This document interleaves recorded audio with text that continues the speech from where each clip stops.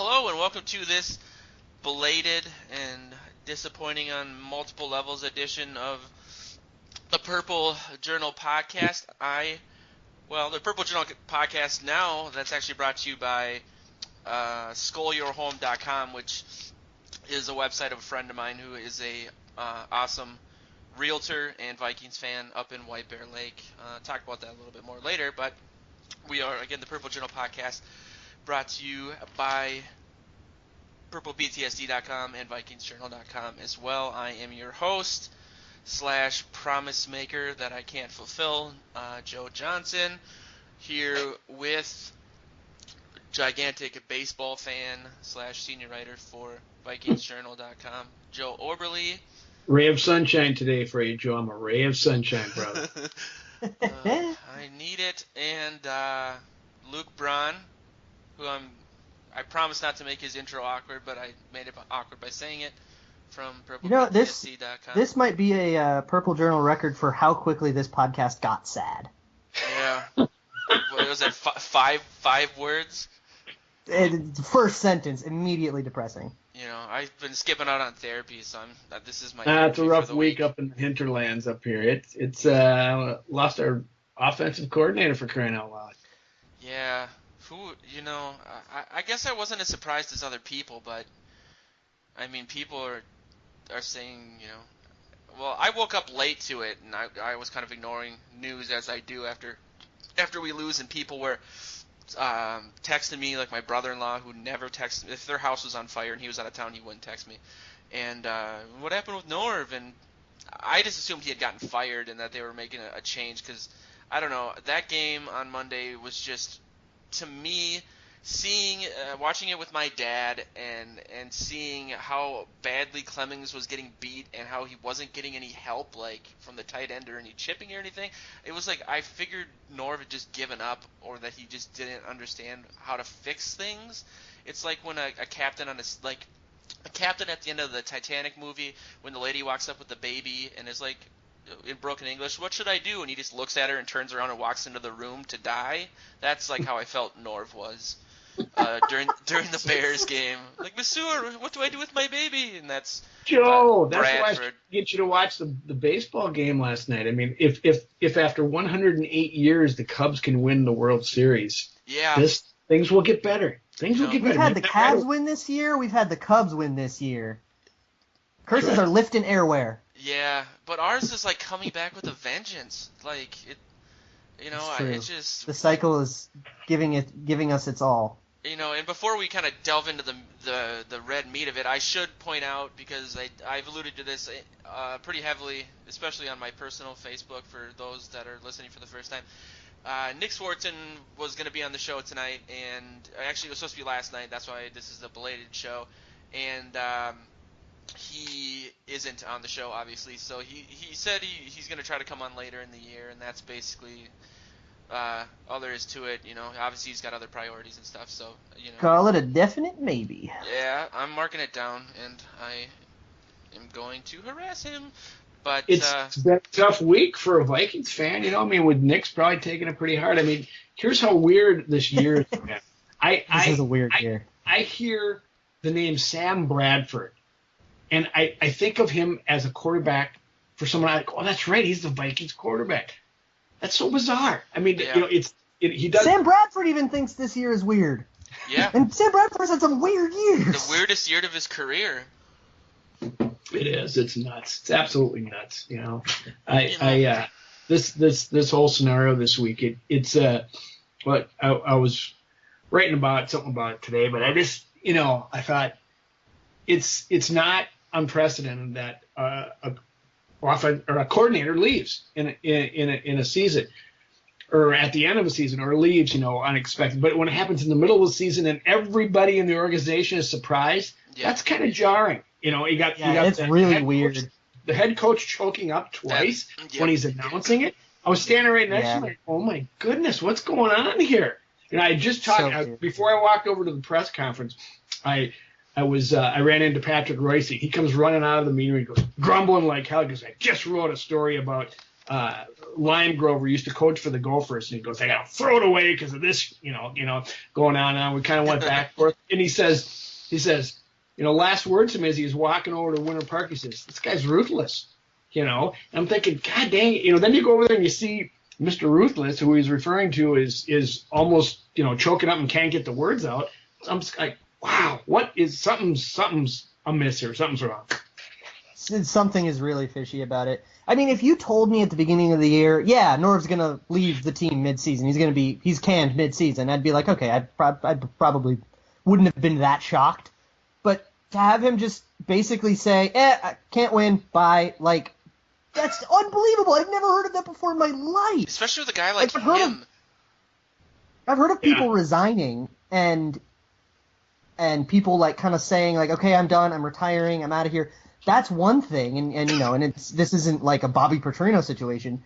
Like, those are all kind of different circumstances. This is basically him, like, I can imagine him, like, sitting up in a dark room at 3 a.m., like, sipping scotch, being like, God, I don't think I'm a good offensive coordinator anymore. And then just leaving, like, oh my God. Well, maybe he went on Reddit for the first time and saw some of the feedback.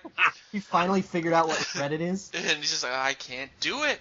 But, for a guy with, I did write an article about whether or not it was time to panic, and I know a lot of people didn't like Norv and are excited about the West Coast offense that Shermer's going to bring and his familiarity and everything, because you have to be. We have no other option. But, I just like you said, Luke, for a guy that has that much experience, and granted being maybe a little outdated and being stuck in his ways a little bit, if you want to say that, to essentially say, I can't figure this out, the pieces just aren't there, whether it's... Which is garbage, by the way. Like you could figure it out. You just have to do literally anything else other than the thing you've been doing for the last 25 years. Yeah, and that's the thing. He couldn't do it, and I do think it reflects poorly on his legacy as some sort of, the national media had this narrative that I didn't really see, at least from the fans, that he was the brightest offensive mind in the league and so on and so forth. Yeah, that was one of those national narratives from people who didn't really pay that close of attention. Totally. There's something just occurs to me that, looking at the way Zimmer is, very emotional guy, and you see him after a loss in the past 2 weeks, he was fit to be tied against Philly and, calling his offensive line embarrassing, blah, blah, blah, and soft. And then this week, can you imagine him? He had this, where he now admits to having called a bad game, but he's bitter as hell. He's got his eyes falling apart, and he might have just went off the handle in a coaching room, with the guys, and the next day, Norv shows up at 6:30 in the morning to resign. I wonder if it was more that if there's just. Can you imagine Zimmer just losing it, and then Norv says, "Well, God, this ain't gonna work out. He wants to go this way. I don't want to go that way." Blah, blah, blah. I don't know. It's. I could definitely see that. See it getting heated. Maybe that room that conversation wasn't as amicable as it was made out to be. Right. Yeah, and I thought that too, based on Joe wrote an awesome article for Vikings Journal that was also posted on Purple PTSD about it, and it seemed like there was like a couple conflicting things, like what you had heard from Zimmer was different from what he had told ESPN, if I remember. Right. Yeah, he was kind of all over on the map with it, just it just didn't come down. It didn't sit right, because he's up there choked up and saying it's about his personal reasons, blah blah blah, and suddenly he's telling someone else, well, there's philosophical differences. Well, he was asked point blank if there was philosophical differences about how the offense should be run, and he said no. Yeah. So something just does not add up here. No. It's weird with this kid staying on the team. Obviously, he was there kind of under his own accord, but I just find that whole thing to be weird too. But do you think, let's say theoretically, that the conversation, like you said, Joe, that Zimmer was kind of like, we need to start listening to Shermer more, and that was part of it, or? I think it's just you need to change the scheme. I mean, there are some demonstrable issues with the scheme of, hey, we don't have the personnel to run this, Eric Coryell mid-'90s Cowboys scheme. Right. Like, we need to change our strategy. And Norv saying, well, I don't know any other strategy. It's like, okay, well, change strategy. You're supposed to be a brilliant offensive mind. And Norv saying, well, I can't change strategies. I'm out. Like, one scenario I read was, or it's all speculation at this point for the most part. I mean, dribs and drabs are coming out, but you got five weeks of indoctrinating Bradford to the new offense, and it's going well, and they're chipping a little bit, they're helping, and they're getting the ball quickly, and all of a sudden they go on by, and then they come back, and suddenly they're doing 7-step drops again. Yeah. And he's getting killed. And Yep. 1 week is fine. 1 week you say, okay, we can't do that anymore. We got to do this, but then we come back out, and the Vikings come back out and do it again next week, and he gets killed again. Yeah. And everybody and their brother's dog knows that if Bradford goes down, it's over. 27 hits in the past 2 games, quarterback hits. Yeah. He's gonna go down. Why? So I know. It's unbelievable to me that it's like, hey, your scheme isn't working. Maybe we should change schemes. And the response to that is, well, I can't do that, and he resigns. Mm-hmm. Like the idea of not running that particular scheme is so foul that he's out. That's how I'm reading this, and it's just unbelievable. He's married to it. Obviously, he really believes in it.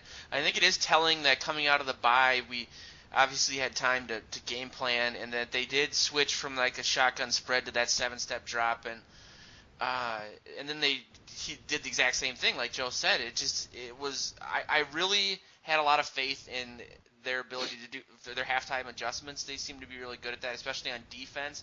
And the Bears game, it was like they just came out and doubled down on what they were doing originally. They look like they had given up, to be honest. And but maybe that's a hot take. I will be honest, I did not watch the fourth quarter. I usually watch the game twice in preparation for this. I went to, I'm still like a man-child, obviously. I went to bed at the start of the fourth quarter with the hopes that I would see my phone light up and see that we somehow came back. But I had zero faith that was going to happen, because it was just this exact same thing. And so you and some Cubs fans did the same thing, so you're all right. You're in good company. Yeah, can you imagine if someone left that game? I would have been the first person out the door for that. I wouldn't even have been there, to be honest. If the Vikings play in the Super Bowl, and the sad thing is, I was talking to Nick Swartzen about this 2 days ago.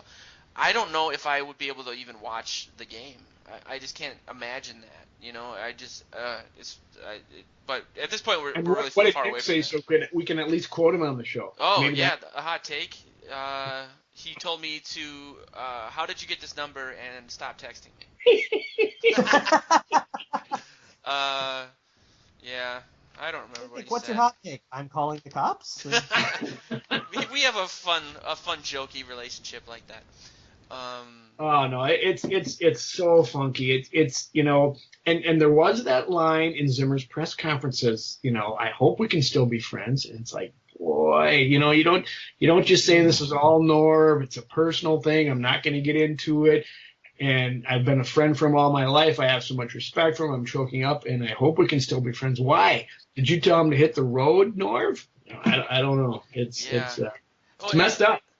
I don't know if I just learned of this a different way than you guys did, but at first it almost sounded like people thought it was a health-related thing.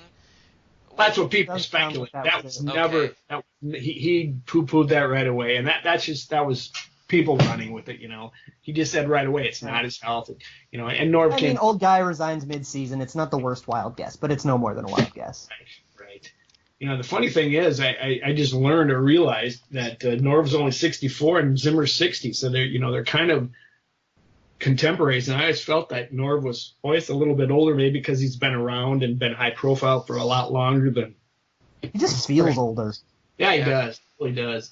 And you got some other voices in the room that are, I said this last summer. I said, okay, this is exciting. You got all these head coaches coming in here, but could be too many cooks in the kitchen here. And at some point, you're going to have to, these guys all have egos, especially guys that have been in the league this long, and they have their system, they have their ideas, and you can't hear them all. Someone's going to make the decisions, and maybe that's what's come to a head here, and nobody wants to say it, but it sure as heck looks like it. And I guess we'll find out when we see what Pat Shurmur does. Yeah. Who's really old? Pete Carroll is 65, and I think he stays out later on Saturdays than I do. He's a youthful dude. He's 65. Yeah, I actually had no idea that he was that old. I suppose he's been around he was a Vikings coach for a while, for Christ's sake. I think the Norv's, regardless of how it happened, I think Norv when Bradford came in, that gave Shermer a lot more credibility in the coach's room. I'm obviously just making this up as I go along, but his, Not a bad. I think you have a point. Yep. his familiarity with Bradford, obviously across a couple teams, really, it is a positive. I don't want to say like we're just looking for silver linings. I do think obviously his scheme and his familiarity will help the offense, and like Luke has basically said about Clemmings before, you can't get much worse, I guess, than what they've been doing. But what do you guys think That's about? actually a philosophical idea that I've been trying to kind of grapple with, and I can't really decide. Maybe I'll bring it up and see what you guys think. Is there such a thing as it can't get worse in the way of, like, obviously if you put me at right tackle, like, yeah, that would be worse. But, like, is there a maximum to the return that you can get from having a bad, like a TJ Clemmings, a bad right tackle? Or is there a point where, okay, being bad at right tackle is doing as much damage as it can possibly do in a reasonable situation, and trying things is now better because at least there's a chance that it's better and we've hit rock bottom? Is there a reasonable point where you can call it rock bottom at a certain position, be it offensive coordinator or right tackle with TJ Clemmings? Because if there is, I think we're there. Yeah, dude, it's hard to quantify, but I think I saw one of the stats that was floating around the last few days is that according to Pro Football Focus, Clemmings is playing as bad as any tackle in the last decade. Yep. Since they've been recording. And the third worst season, Sam Monson said on the PFF podcast, on pace to have the third worst season of any player PFF has ever graded. Oh my God. So yeah, that's still not going to be worse than Brandon Browner last year. Is that a problem? I guess I don't understand.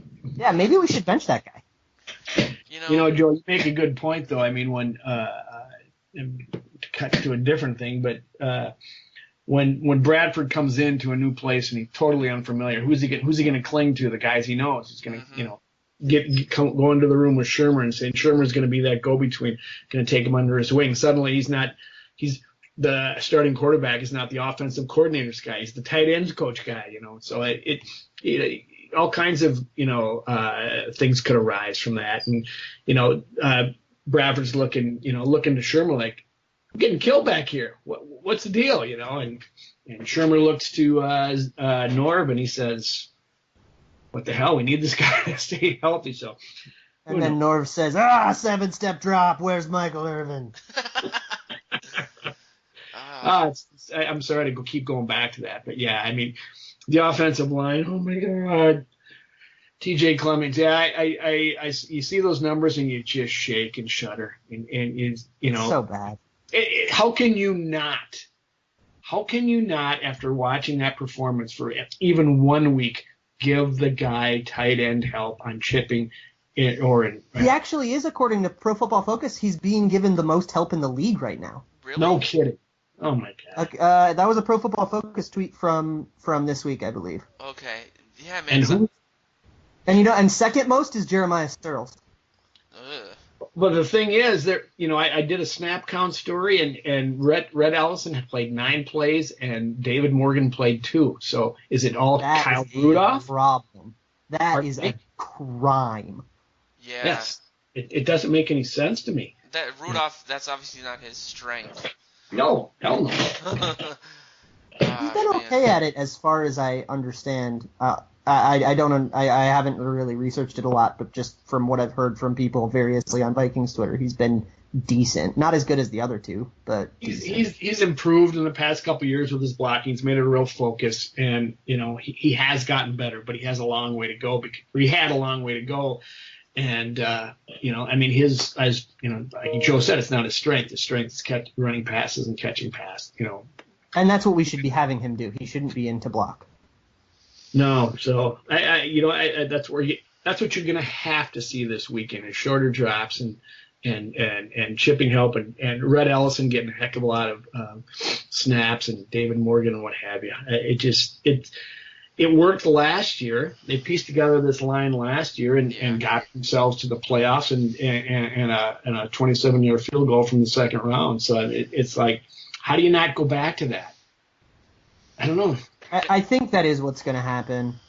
I mean, I think I talked about this a few weeks ago when we were talking about the prospect of firing Norv and what Pat Shurmur would look like. And his track record as an offensive mind is not very good. The only real good season he had was under Chip Kelly. And we all know, that's like basically that would be like giving George Stewart credit for the defense. Like, we know that Chip Kelly was running the show there.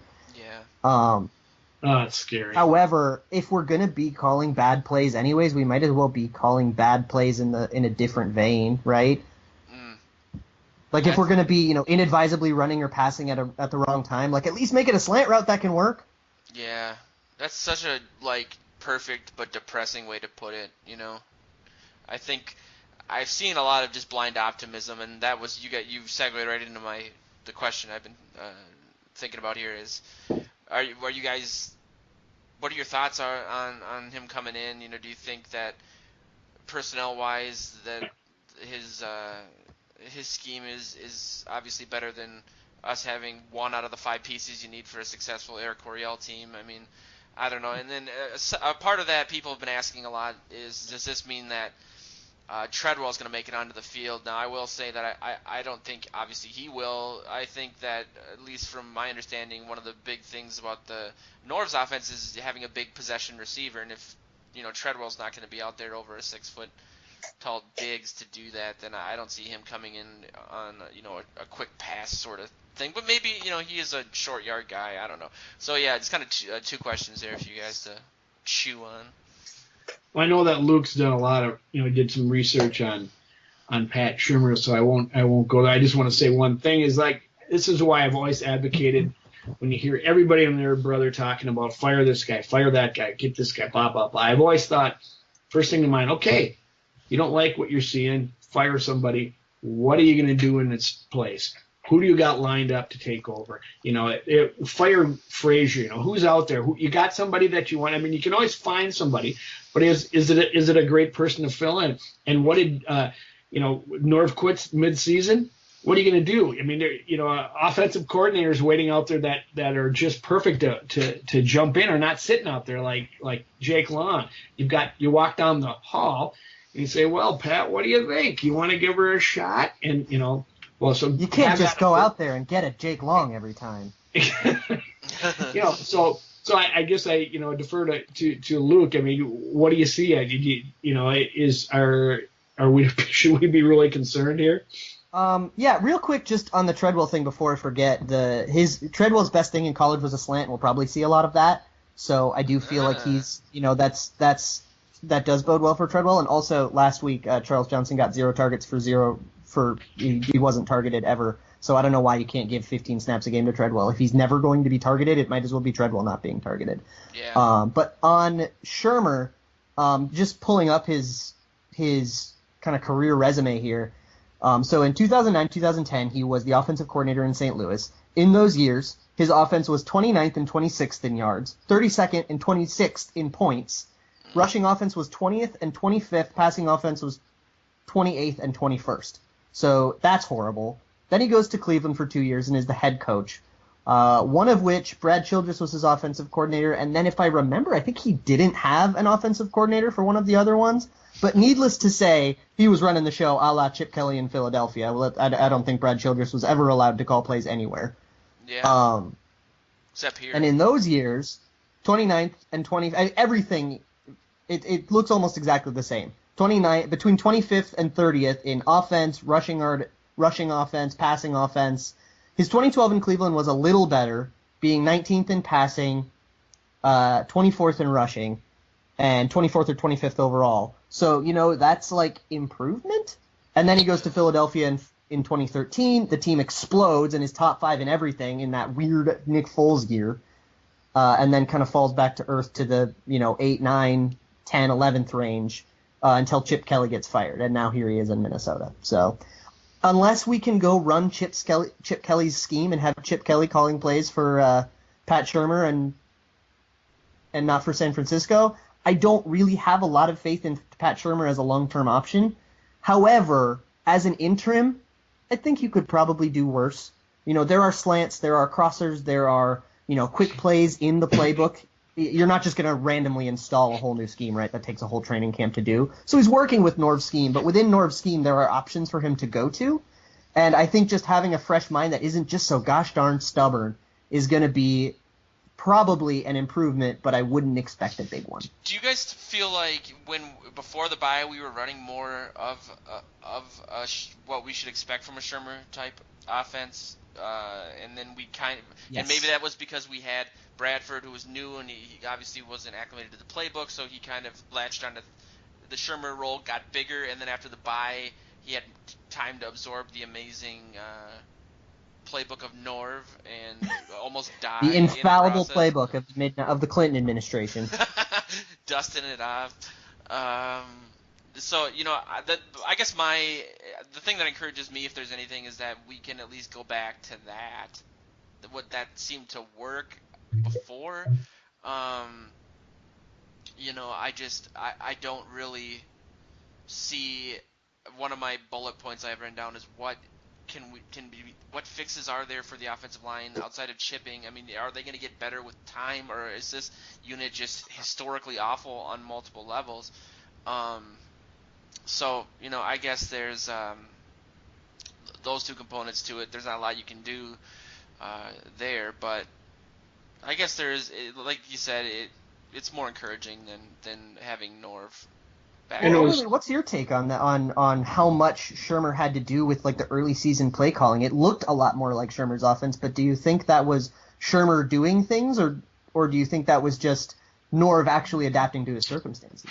And maybe that's where the whole Shermer-Bradford relationship comes in. I mean, Shermer walks into the offensive office and says, I know what this guy's capable of. I know what he can do. Here's what we did here. Let's get him comfortable with a few plays. Let's do some of this stuff before we, as he's learning the offense we've got. Or, I don't know. I'm not an X's and O's enough guy to speculate and say whose is whose or which is what. But, that seems natural. I mean, in a human nature way, that you come in, get him comfortable. He's got to go week 2. He's going to play against the Packers in opening it. He's the biggest thing going in Vikings history to date.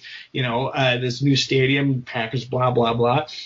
Get him something he's comfortable with. Get him some quick hitters and get the ball out. Or flood the zone with. I mean, and the other thing is, the other point I will make, and that is that maybe you need to get Adrian Peterson back. Okay, have at me. I know not everybody wants to do that, but maybe you get him back and you take the emphasis off of Bradford, and and they have to sell out to the run a little bit more if that guy's back in the game, because they're certainly not doing it with Asiata running the Wildcat. Even though it was successful last week. So, I don't know. I can't say whose plays are whose, but I think it's more of a comfort thing. So then as he's learning the offense, okay, Norv says, okay, I'm back in. We're on the break here. Let's really go with this. We're ready for some 7-step drops and see where to go from there. I don't know. It's all speculation. This entire time I've been one of the pro bring AP people back. Before, even when the offense was kind of humming along, I just really do think the attention that he does bring from the defense is being undervalued by people. I totally think agree. Open up the passing game a lot. It'll get Diggs more involved, who seems to struggle when he's the focal point. That's obviously we weren't getting the ball out very much the last couple of weeks, so that's not really fair to say. But I think that it's just amazing what can happen in the NFL in 2 weeks. For us to, if you would have told us at the bye that Norv was 2 weeks away from being gone, and that the playoffs were gonna, or us making the playoffs was in jeopardy, at least from a talking point perspective, I would have said something. I was gonna make a joke, but I decided against it. What do you guys think about? I mean, do you guys think at this point that this team needs to? Obviously, we're on a 2-game losing streak, so obviously things need to change. But one of the talkers has been the Vikings can't take the playoffs for granted anymore. Not that as a team they ever probably did, but is that something that's in jeopardy, or do you guys think that this NFC is just so wacky this year that it's just something that we don't need to specifically worry about too much? I don't think we're 5-2 in the second seed in the NFC. We still have a long way to fall before we're like out of the playoffs. Of course, it can still happen. It was possible when we were 5-0, and it's possible now. Yeah, there's Yeah. no question about it. I don't feel as comfortable as I did a couple weeks ago. I mean, Sure. thinking, maybe this is something special. Here's Zimmer. I really like these guys. This is something special we got. Everything's going great, and like you said, Joe, amazing what happens in a 2-week span. Suddenly the roof is caved in, and the NFC is so bizarre this year that everybody can beat anybody all the time. That I used to think that the schedule was in the Vikings' favor, and the rest of the way. Now It is. It really is. Suddenly Detroit is formidable this weekend, and you got Dallas is certainly a tough beat. You've got Arizona, and you've got the Packers in Lambeau. So all those are really difficult games.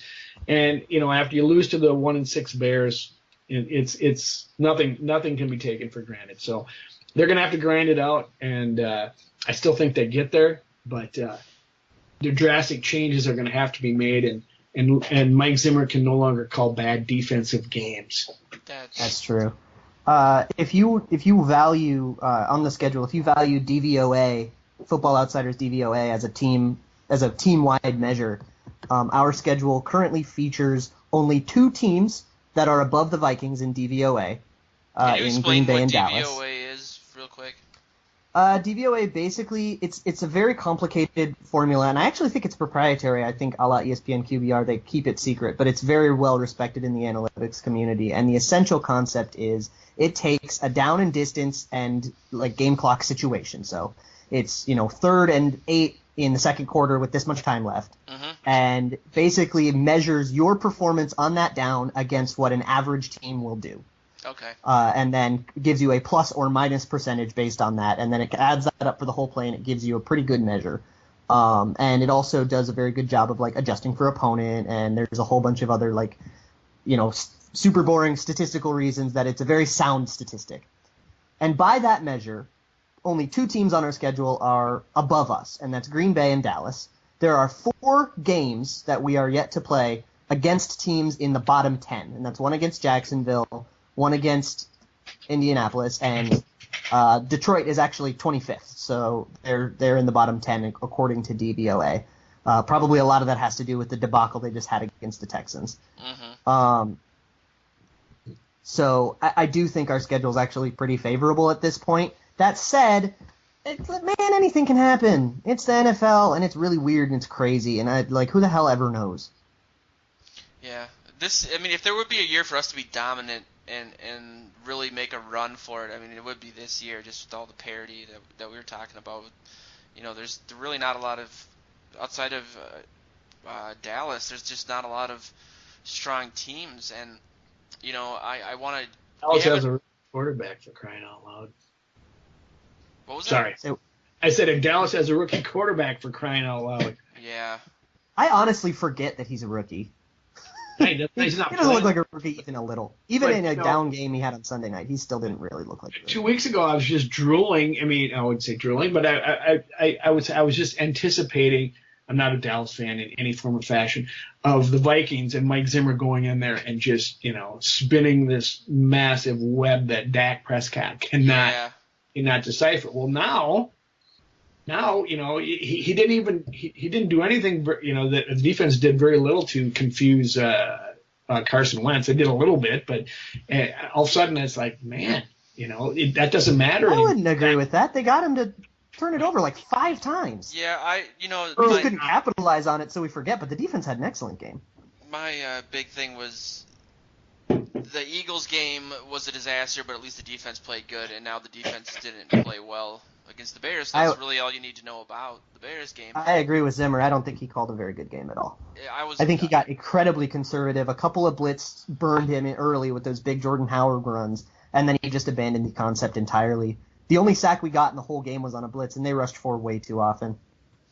Yeah, I found it really amazing that this defensive line, or the defense in general, that was second in the league in sacks, maybe if I remember right, during the bye week, was going against an offensive line of the Bears that was missing both of its Pro Bowl guards, and we didn't get a sack at all in even the first half, barely any pressure. I also, and granted, I've already kind of played my hand here. I didn't watch the full game because I just couldn't. I was too busy eating candy. Um, That's important. the there was a play that really stuck out to me where Harrison the Alshon Jeffrey touchdown, I think it was, where Harrison Smith kind of blew his coverage and left Waynes alone on that slant and didn't really have any help. I might be putting two plays together, but there was just a play where Smith, they highlighted it on the television set, that it was like, oh, Harrison Smith blew this, and it's like it just seemed like there was mistakes by players that don't make mistakes also, and I don't know how much of that had to do with the fact that we punted like 15 times in the first quarter and the defense was just out there too much, that or the fact that Just like MVP. and Cutler's had success against us, and while they were 1-6, we do struggle against the Bears in Chicago for whatever reason. How much of it was a scheme thing, and how much of it is the defense just being tired, maybe, or am I just making too much out of one bad play by Harrison Smith? I think we took Jay Cutler for granted. I think we decided, we can rush 4, not put pressure on him, put back off in coverage, and expect him to make mistakes or not make the throws. And I think he really punished it for us. I think we really underestimated Jay Cutler. Yeah, I think the statistic was he has like the second most touchdowns of any quarterback in NFL history, against maybe third against the Vikings. So it's not like they shouldn't have maybe seen it coming. You always got to worry about Alshon Jeffrey, even with his soft tissue degenerative problems, and I don't know how well the curse era began. I think he was kind of done after that, but missing Sendejo is a big part of it, is kind of my point. But what do you guys? I mean, it was just a outside of not rushing people. What else was there for the defense to just look so blah? We missed Sendejo. He's back this week. McKinnon's coming back. Mm-hmm. What do you think, Oberly? I definitely need Zendejo back. I wrote earlier in the week that we suddenly have learned the value of Andrew Zendejo after years of saying, oh, we got to get someone next to Harrison Smith, and Harrison Smith is God, and Zendejo is terrible because he makes a bad play. I mean, he seems to be a favorite of Zimmer's. Yeah, I think he's locked in on that position, and for him to go out after tweaking his ankle on a near touch interception pick six, and he's gone, and suddenly stuff stops happening on the defense. I think he's definitely missed, and they need him back this weekend. Definitely. So we'll kind of hop into the Lions game here, but I wanted to kind of touch back on our fancy new sponsor that I brought up earlier in the show. Again, the website is skullyourhome.com. Skull as in, obviously, the Vikings, not as in the disgusting chewing tobacco. And it's a website run by a buddy of mine that I actually have known for a couple years now. He throws these purple parties out at his house for specific games. The last 2 years, they were the Bears game and the 49ers game, so they are about as fun as a Jim Jones party. He's a great guy. He's a huge Vikings fan.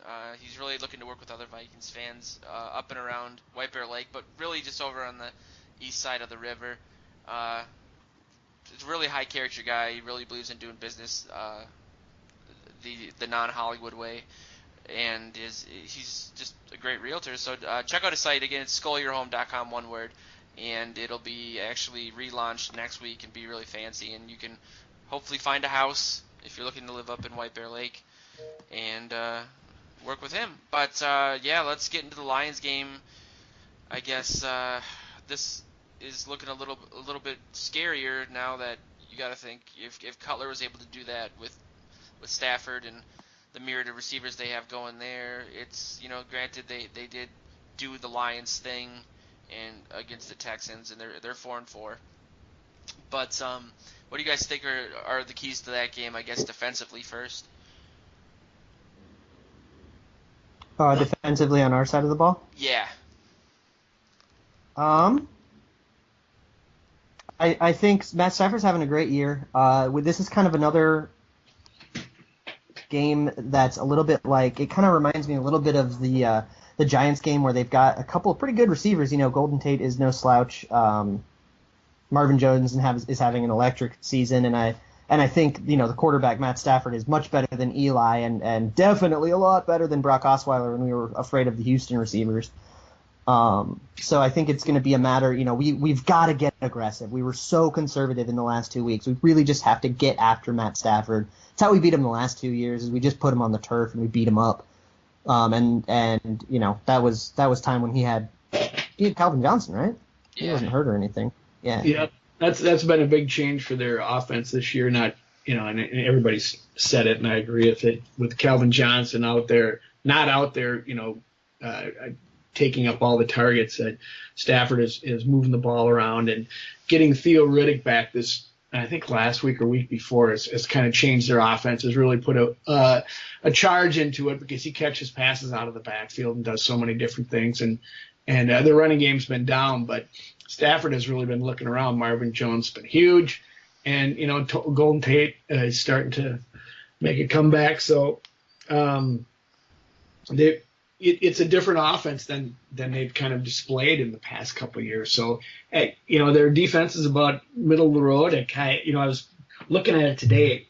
They have lost Nick Fairley, Nanadikam Suh, and Cliff Averill on their defensive line. That defense has crumbled. Mine. But they're still in the middle of the pack. They're doing okay. Part of it maybe is because their offense is doing better, but they're definitely beatable. But it's not going to be those Lions that we've been so used to in the past, and just tee it up and get a win. It's going to be a good ball game on Sunday, I really think. Yeah, if ever there were a time to have an offense, have your get right game, it's against the Lions. Again, in that same DVOA stat I was talking about earlier, they are dead last against the pass and 24th against the rush. Wow. They're dead last, and they're dead last by a lot, by a solid 3%. Wow. Yeah, I mean, to put it in a little bit more context, they give up 22.2% is their DVOA, meaning in any given situation you can expect 20% more production from your offense against the Lions than you would against an average team. Jesus.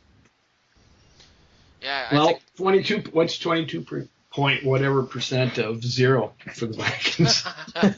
That's if we can't produce against the Lions, this offense is unfixable. Yeah. 40% is their pass DVOA. 40. That's amazing. I do really think it just boils down to, I don't know what our coaches have been, especially last week, we're doing. We've obviously talked about this a ton today, but getting back to what was successful, I think Shermer will be able to do that. I think, I do think from the reactions, I was going to bring this up earlier, so this is kind of a good thing, but I was reading, I think it was I forget whose reaction it was.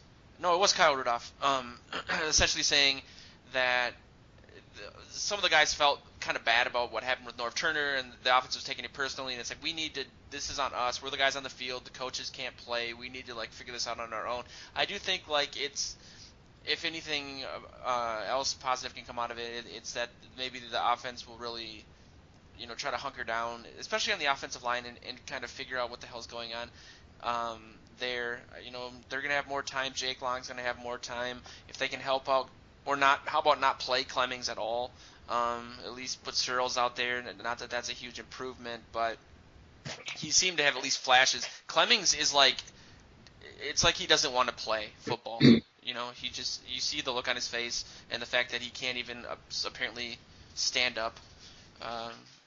They really talk highly of him, how big and strong he is. They never talk about his footwork and his technique, which are really hurting him right now. But they obviously drafted him with some promise in mind. And once again, to go back to, he was playing defense a couple of years ago, 2 or 3 years ago. But I don't know. He hasn't had a fair shake, I don't think. I mean, he's had a rough start to his career mentally, I think. There's players who could have made it. You think of Carr Sr., getting hit. The adage of like quarterbacks being put in bad situations and mentally deteriorating. I think the fact that Clemmings has had to play multiple positions and kind of come in that way without having a lot of experience in college, like you said, Joe. I think he's just had a really mentally rough beginning to his career where he hasn't been able to just kind of hunker down and learn a single position or at least get comfortable in one. I And think the Vikings put a lot of value on linemen that can be versatile and play a number of positions. They're trying to make him one, and I'm not sure. We're not sure if he is one yet. I mean, Cyril's did play guard last week. Cyril's is valuable in that way for sure. Yeah. I don't know what his numbers are. I mean, there's got to be some reason that they put Clemmings out there before him in so many different situations. But I think the more versatile lineman you can have, the better. Certainly for your line. Joe Berger is the example of that. He could play both guard positions and center, and now he's obviously a good player. But I don't know. I'm not sure. These are the guys you got to have to go with. These are the guys you got to roll with, and I don't know what you do unless just give them some help and hope they get better and figure things out and get some confidence back. Because Clemmings' confidence has to be in the freaking gutter. That's all there is to it. Did you guys see any positive? Obviously, Long had a better game than he did his first week, but that was almost impossible for that not to happen unless he died of cardiac arrest in the first quarter. So, I mean, do you guys see a positive trend going there, or do you think? I saw a Pro Football Focus tweet that basically said of the pressures, I think there were 17 pressures in that game, which is unbelievable. That's astronomical, right? Of the 17, 13 of them came from the right tackle or right guard position, and only 4 of them came between Long, Boone / Searles. I think Searles got some snaps at left guard because Boone went out, and Berger. So 13 of 17 came from Fusco and Clemmings. So that means that Long was largely doing his job, even if he gave up 4. That's an improvement. It would be a bad game, but it's an improvement. 13 is that's like scout league. That's like putting a Minnesota Gopher out there. That's tackling dummies. Yeah. I gotta bring up the story about Long. I don't know if you guys noticed, if you saw it on TV at all, but we're at the Zimmer's presser with about Norv Turner, and then we go into the locker room to get some player reaction, and we're all huddled about. There's not many people to come in and take a bite of this, because they had just learned about it, and we're all huddled around Long, and he's a stand-up guy, and he starts talking to people, and he's got 2 drops of blood prominently on his forehead. And it's I turned to another guy. He goes, his forehead's bleeding. I go, yeah, I know. It's like he's sweating blood, and it's such a walking metaphor, and here he is up there taking it from all these people. And I don't know if that got, there was plenty of cameras there, and I never saw anybody pick it up, but I'm just going, man, what a state this offensive line and this team is in at the moment. But sorry, just had to share that. That's awesome. He does seem to be improving. I don't know if that game, maybe going into a game with 1 padded practice and taking 13 snaps, and I think he gave up pressure on 4 of those, which is just stupid. That is something that happens to bad college teams against Alabama. So maybe that wasn't the best plan, but with a whole week of practice, if he can improve that much, that does seem to incite some sort of hope that the left tackle position won't be as bad as the right tackle position, and now all we have to do is muster up the courage to bench T.J. Clemmings. Or give him some help. You're right. I think I hope that Long is going to improve each week. The knock on him has been his health, his injuries. And maybe if you got to hope, because that's all I can do is throw him out there and see what happens and hope he doesn't get hurt. And then maybe if he gets better, and him and Boone can, I haven't heard how Boone's doing in the concussion protocol, but get those 2 out there, and then maybe either get Clemmings some help, or Searles, whoever's going to be over there, and they got a chance, but they got to get the ball out quicker. They really, really do. Yeah, it says Boone didn't practice today. He's still out for the protocol, as is Kendricks.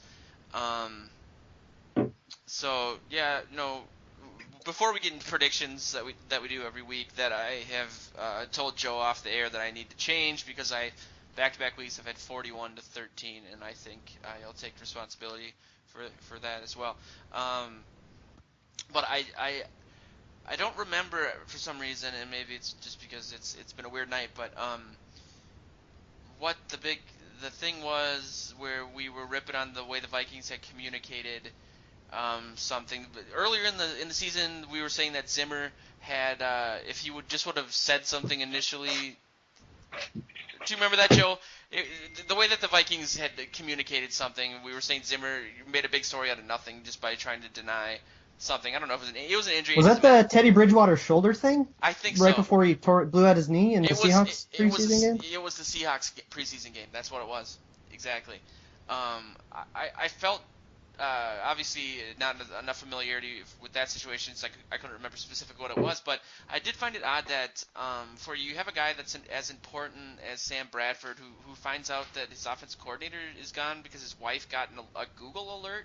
I don't know if that's just because of the way that the internet works with leaks and things now, but don't you think that, or maybe it just happened and people were emotional, or I don't know. I wanted to bring this up earlier with his relationship with Shermer and everything there. If there was maybe a big fight, or I don't know. I just think, do you think there's a communication issue, or is that just something that just happened and isn't that big of a deal? Or maybe he was blindsided. I mean, if you look at the way he reacted, I mean, we walked over there, thinking, wow, Zimmer whacked Turner, and he was over there choked up about it, and he was really blindsided. He said at that time he had not talked to the players yet before he was talking to the media about it and had his scheduled press conference. Oh. So you go into the locker room, and the media informed Matt Asiata who the new offensive coordinator was. He goes, really? Oh, really? It's him? Oh, I didn't know that, So we were, I mean, this was a fluid situation that was happening. I mean, Zimmer said they had a long conversation when he came in, and it's like he comes out there and he's obviously still processing the emotions for it. And it surprised us as well as anybody else that this was happening in real time, and you go into the locker room and none of the players really had known about it. Kyle Rudolph said that he got a couple tweets on the way in, but he says, and I didn't really believe it till I got into the locker room and was confirmed there for me. And that was just moments before he's coming out to talk to us. So I don't know if I'd go so far as a communication issue as much as just how it went down. Yeah, I really believe that Zimmer seemed to be thrown for a loop. That was my impression, because there was two times there when he first talked about it and when he talked about him as a person later and said, Turner, and just said, he was choking up. You're going, whoa, this is raw. This is not something that's happening. They process it. And we're living it right at the moment. So I don't know. So you don't give any credence to the idea that Zimmer calls Turner into his office, says, "Hey, I'm firing you, but I have a lot of respect for you, yeah. and your career and resume, so we're going to call it a resignation and let you walk out with dignity." Do you not give any credence to that kind of sentiment that's been going around Twitter? Right out of the gate, I did. I thought that's what was going on. But when and if my son posted this thing online. Someone's video of the press conference, and I'm standing right next to Zimmer. So it's just like, I had an opportunity to really see what this guy was going through. Now, granted, he had just had eye surgery. Maybe that's why he was choking. No, I'm kidding. But I don't think so. I don't think so. It seemed, unless he's a really good actor, because it looked real to me. And then when you go in and you have it confirmed and you're talking to more than one player and you're kind of going through the process with them as they're learning it, they're kind of saying, really, he said he hadn't talked to him and it kind of, just happened. I don't know. It's like I say, unless he's a really good actor, no, or yes, then I would say, okay. But what I saw, I would say, I wouldn't agree to that, I guess. And just so it's perfectly clear, you were there physically. You've Yeah. been there for this whole thing, yeah. Just in case anybody didn't pick that up. Yeah, unfortunately, there's a little video online of me standing next to Zimmer. I had gotten in a bad position. All of a sudden, I look up and go, "Oh man, I'm going to be on camera, and that's not a good thing." But Now, did you pull the Chris Tomassin of like stand behind him and like throw your microphone right in front and then like try to not look really awkward on camera? Yes. Someone sends me a note. Where's your notepad? Oh, come on, that's old school. I got my tape recorder. He was fidgeting. He was reaching down. I mean, you put all these little tape recorders on this little dais he has there, whatever you call it, little podium, and he was fidgeting and moving him around and touching him, and it's like was really out of character for him. I mean, Zimmer hates these things to begin with, and he wasn't cutting open a vein, but watching him, he was struggling with that press conference. There's no two ways about it. Oh man, what a just weird year. I mean, what else can happen? Sam Bradford really our quarterback? Is he really our quarterback? It's a weird year for Bradford. For Sam Bradford, it's weird. Yeah. Like, holy crap. That's the best way to explain it. Is him saying that, considering, obviously his career has been such a great quote. Now, if context is the Minnesota Vikings, this is more of the same. We're getting a laundry list of absolutely bizarre happenings and catastrophes that is putting this year on par with like 2010 in the collapse, 2005 in the Love Boat. The only difference is we have a winning record. It's true. You talk to some of the media and they're all looking around and says, "Okay, this is the Vikings we need. Yeah. This is the Vikings we need." It totally is, man. I mean, we said so many times earlier this year that like this isn't the Vikings that I'm used to, like being able to do these things, and and it's just the one response that I really liked to my "Is It Time to Panic" article was, "This is what's essentially the guy said this is what's comfortable for me. I know this." I know this now. I know what to do. It's not a panic. It's more comforting because I'm familiar with it. So now I can just go hunting and fishing and, Yeah, I foolishly bought into the idea that, okay, 5-0, and the tough part of the schedule is behind them.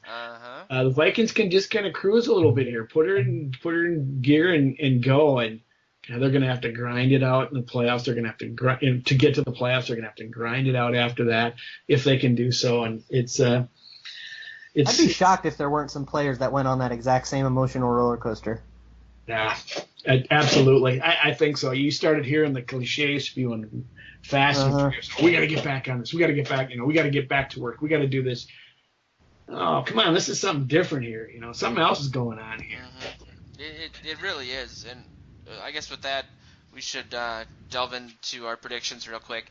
41-10. Wait. 13. 41-13. The dreaded. I guess I don't know, man. I want to say that I think we're gonna be able to figure it out. Just because if we don't, I really think it's like Luke said, and he's convinced me even more of it. If we can't get at least our offense back on track to some degree against the Lions, then we have significant problems. Granted, Norv leaving wasn't. It throws things up in the air a little bit, and it makes it a little bit more difficult, I guess, just from that standpoint. But I think anything will be an improvement over the last 2 weeks. So I want to say that the defense will get back on track at least from what it did last week. Play a little bit more like they did against at least the Eagles, even though they're going against a much better offense. So I want to say 20 to 17. We're gonna win. It's not gonna be pretty, but we need it. I need it. You know what's going to happen, Joe, now that you've been making all these 41-13 predictions? That's going to be the final score in the divisional playoff game. We lose to the Falcons. Yep. You guys, I've alluded to my thoughts about my cosmic connection to the team, my foot exploding the same week as the Teddy's leg, essentially, and my personal life doing the same thing. I could totally just see that happening, man. That's the truth. I have to quote Lloyd Bridges, and I picked the wrong week to give up sniffing glue, for crying out loud. Oh, I'm always down for an airplane reference. Oh my goodness. I don't know. I wrote my story so I can, it's going to be published tomorrow, so I can let the secrets out. But I figure the defense has got to really be ticked at themselves. They, Joe, you pointed out a couple things that they just, Harrison Smith making mistakes. That just doesn't happen. And they're going to, the defense is not, what do they have? How many sacks in the last couple of games compared to what they had earlier in the year? It's embarrassing to a certain degree. I think they're going to go after Stafford, like Luke was saying earlier, like they've done in the past. And I don't know if they'll get to him as much. He can move. He's going to have to been emboldened after watching Jay Cutler just, move around the pocket and slice and dice him like he's done in the past. But I think it's going to be a tough game. I think the offense will figure it out, do some things and probably revert back to what they were doing in the first 5 games of the season. And I'm looking at a 24-20 final. The defense will be good, but they're going to have to walk a little bit before they can run again back to where they were. But I think you're going to see a very impassioned game, a very excited U.S. Bank Stadium crowd that's going to be going nuts when the defense is out there. And I think the Vikings win, but it'll be a good game. I think there are so many interesting things going on in this game. We've got a bottom of the league offense versus a bottom of the league defense, and I think we could probably reasonably produce against this, but it's not like we're going to walk out there and put up 35 points. Our offense is still immensely flawed. However, Terrell Austin is going to have an additional challenge because he has no idea what Pat Shurmur's tendencies are. Any game tape is way valued way less just because we don't know what the tendencies are. We know what Norv Turner would do, but he's not doing it anymore. So I think that gives us an immediate short-term advantage. And then, our defense, they're going to have to pull it together quick because Matt Stafford is a force to be reckoned with. I think at home, I think they'll be able to do that. I think Stafford will be able to pass for a couple touchdowns, but not really too much outside of that. So I'm going to go with 23-17 victory. I think we're still going to, have some drive stall out in the red zone, get a bunch of field goals, have kind of an ugly game. But I think, and I think it's going to be, down to the end, Lions driving down 6, and they get stopped. When you were just talking there, something just popped in my head, Luke. When you remember the article you wrote a couple weeks ago about sustaining what the Vikings were doing, and with the turnovers. All those things that came crashing down to earth. Yes, exactly. And I think the Bears game was a perfect representation of what your article was saying about. I wasn't the only one who wrote that, though. It wasn't exactly a hard prediction to make. I really don't read anything. I can't. I've been illiterate for years. I don't even know who I'm talking to. Headlines? Come on. It's too painful, man. Well, that's the NFL. It's all about, read, react, and respond. They see what somebody's doing, they go figure out how to counteract it and do something. And so then that team goes back and reacts. The Vikings, unfortunately, just took 2 weeks to do it. 2 weeks in a resignation. Pardon me? 2 weeks in a resignation. Yeah, exactly. It's too bad because I don't know. Did they get fat and happy? Like kitty cats or something. I don't know, but they see what you did there. I do think that there is something to that. I think Norv was thinking look at what Bradford's been able to do with this shotgun spread, and he got really excited about he's the quarterback that I needed that Teddy wasn't to really pull off my offense, and he just was trying to square peg round hole it. I can't really think of any other explanation unless it was he was giving up and or just being really stubborn. It's probably a combination or somewhere in between. But I think there's also an idea of we could run a new scheme, but then it would just be Pat Shurmur's offense, and I have no idea what I'd be doing, so he'd be calling the plays, and then I might as well just get myself out of the way. Yeah. Yeah, that's what I'm going to do if I ever make any more mistakes on this podcast. I'm going to have to resign. I'm holding just resign. Holding you to too many picks. I'm the old guy. You guys, you got analytics and you got you got PTSD, so it's like, what am I gonna do? Literally, that's the best. That's the best to me. The best explanation of the show ever. You're the old guy. Luke's the analytical guy. I have post-traumatic stress disorder. That's phenomenal.